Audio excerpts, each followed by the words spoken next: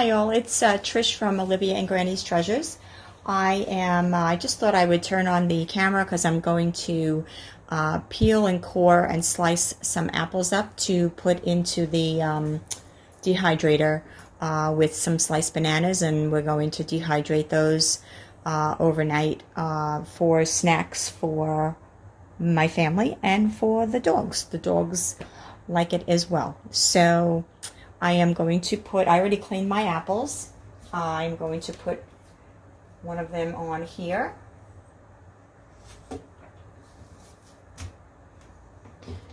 And then we'll just spin it.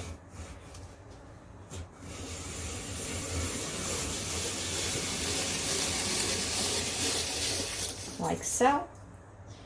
And this is great. Just take it off, and as you can see, we have all sliced apples.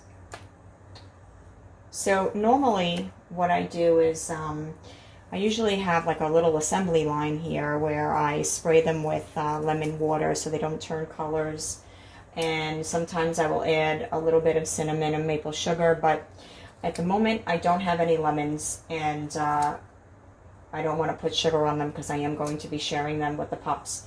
So I'm just going to put them in as they are. Maybe next time I'll do a video and show you how I do that with the lemon. But that's it. It's like super easy, and it's easy to get them sliced real quick. When I'm ready to line them up into the dehydrator, I will also turn the camera on for that, and I will see you in just a few. So I have my apples all sliced up. I used a combination of ginger gold and some sort of red apple that kind of smells a little bit like a Macintosh apple. Macintosh are my favorite. So when you do this, if you use the apple peeler slicer corer that I used, you want to do apples that are a little bit firmer. Sometimes Macintosh are a little bit soft, so you might have to refrigerate them before you go to process them. So right here I have my first tray where I put a piece of parchment paper on there so that everything stays nice and clean. So I'm just going to line up my apples.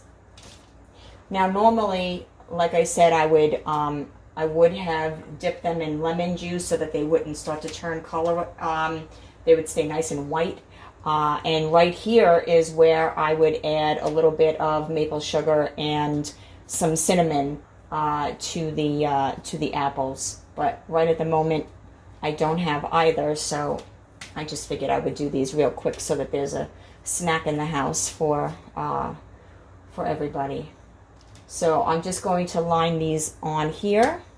We were very fortunate that the apple season has begun in late August. We have a local farm that has just about every kind of apple, and the prices are just amazingly inexpensive, and the apples are delicious. So I look forward to this every year where I do this and make some fresh applesauce and also like apple cobbler and whatnot. So I'm going to continue loading these, and then I will show you how they look in the dehydrator when they're loaded.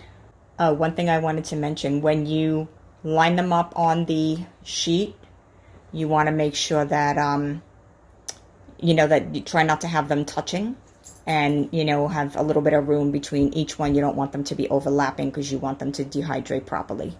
I also want to note too, so when I put them in the slicer peeler gadget that I used, they come out a little bit thicker.